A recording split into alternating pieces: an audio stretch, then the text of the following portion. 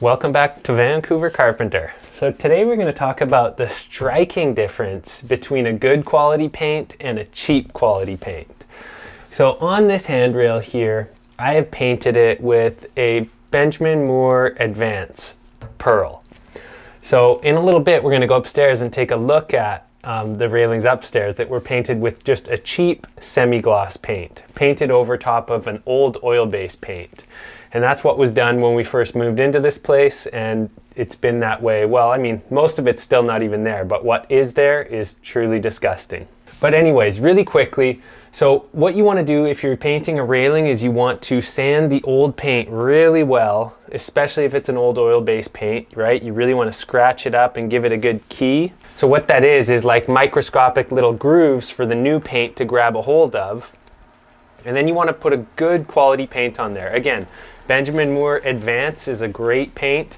Another one, and actually I forgot about this before I made my last painting video, but another one that's really good is the Sherwin-Williams Emerald Urethane. I think that's what it's called. And that is actually probably the best trim paint I've ever used, but I only used it on one other job that the contractor supplied. So that was the only time I used it.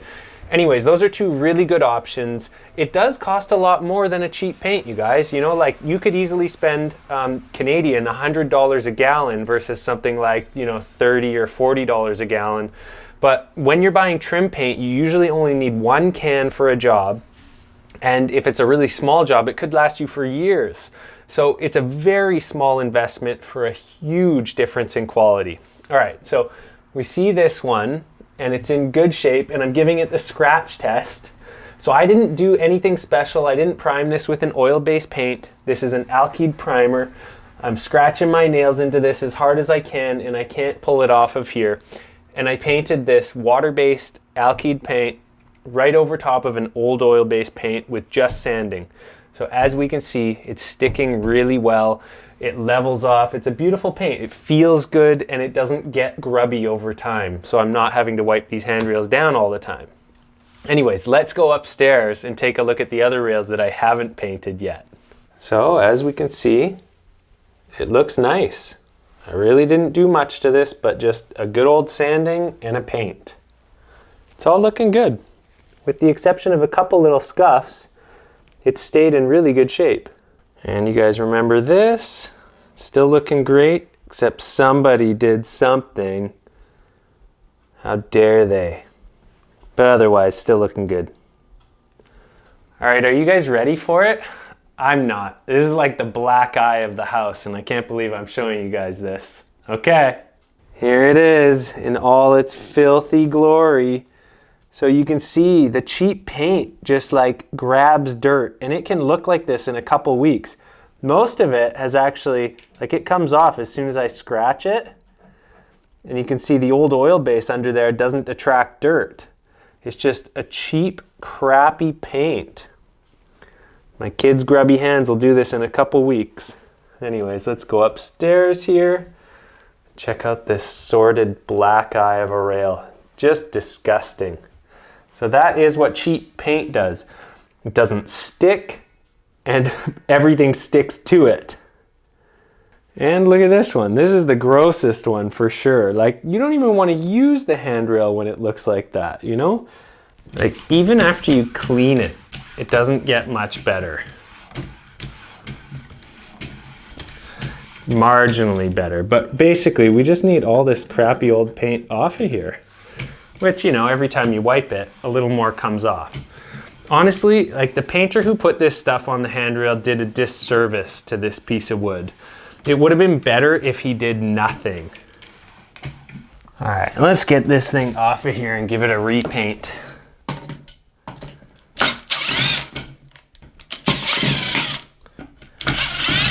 The thing that's so annoying about something like this is it's not like it's a really hard job, you know, to just like sand the rail before you actually paint. But once you get this paint on here, it gets super annoying. I found I actually had to just try and scrape most of it off with the side of my putty knife and then sand the whole thing. So it's a lot more work when you don't do it right the first time.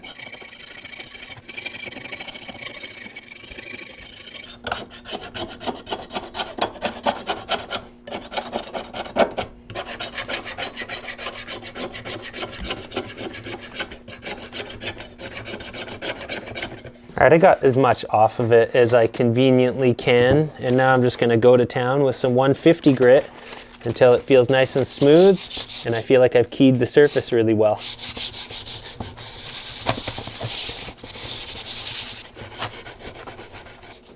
Gums up a little bit too, which is kind of annoying.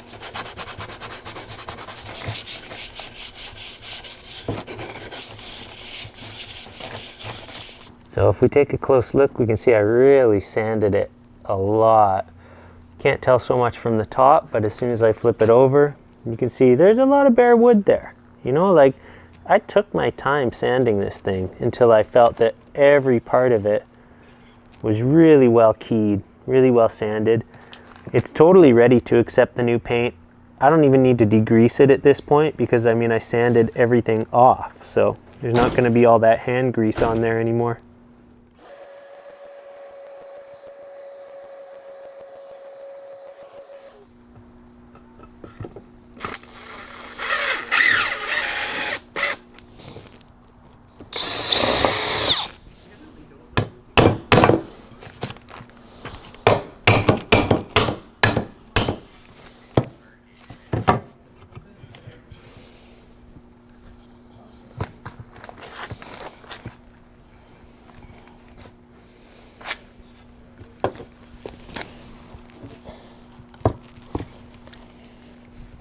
Sweet. You guys like the Thrasher swag? That was my son's doing. Well, let's see if I can actually get the bottom of this painted. Can't do it like that. That's too bad. Wasn't enough space. So, do a quick coat on the bottom before I rig it up again. No big deal. Doing the bottom first because it's the least important spot. You can't really see that if there's any drips on there. So we'll do the bottom and then work our way up. Make sure to try and get a nice thick coat. I thought I was so smart doing this, but it didn't work as easily as I wanted it to.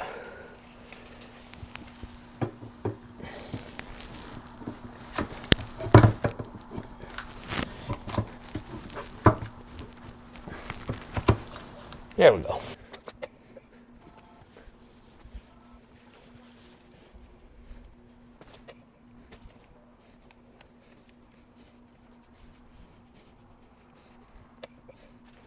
This paint is so runny, you guys. I think I need to actually mix, like get a stir stick and stir up the sediment in the bottom.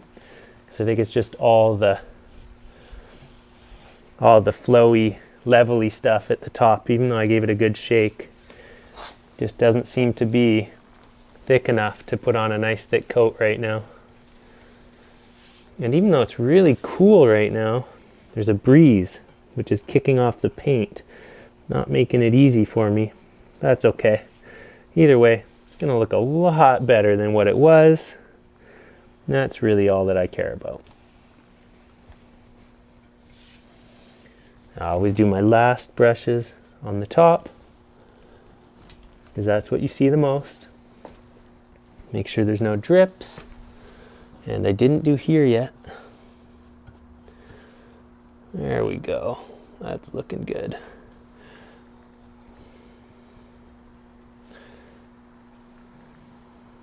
I can live with that. We'll do another coat in a little while.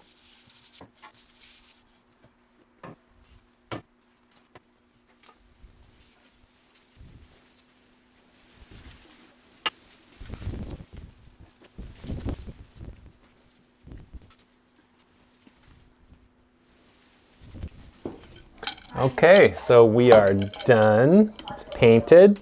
And I'm trying to get this on and the video done before I head out to work, which is why it might be a little noisier in the background than usual.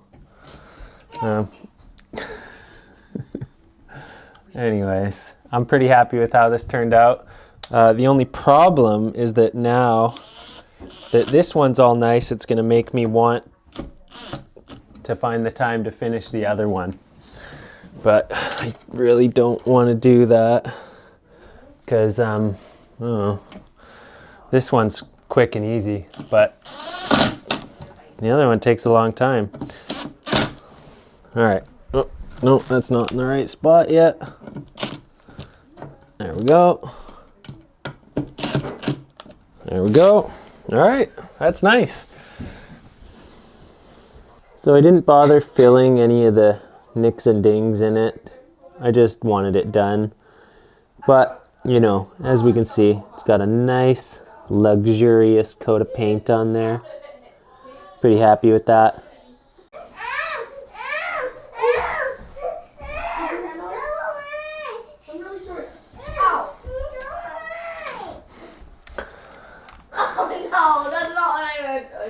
All right, guys. Okay, so for this one, I think we're just gonna clean it again. I don't really have the time and energy to do this one anytime soon, but I hope this video at least helps illustrate the importance of using a good trim paint. I don't think wall paint is anywhere near as important to have high quality wall paint as high quality trim paint. Now, I'm not saying you should get cheap, crappy wall paint, but I don't think that the difference is as substantial. So when it comes to trim paint, I really think that you get your money's worth when you spend a little more. Wall paint, you know, almost any middle of the road wall paint is going to be a pretty good option. Just don't buy the really cheap stuff and you should be okay. Anyways, just want to say thanks for watching Vancouver Carpenter. I hope you guys got something useful out of this video. I hope you're doing well out there. And yeah, I gotta get going. It's getting noisy in this house. Anyways, thanks for watching. Till the next video.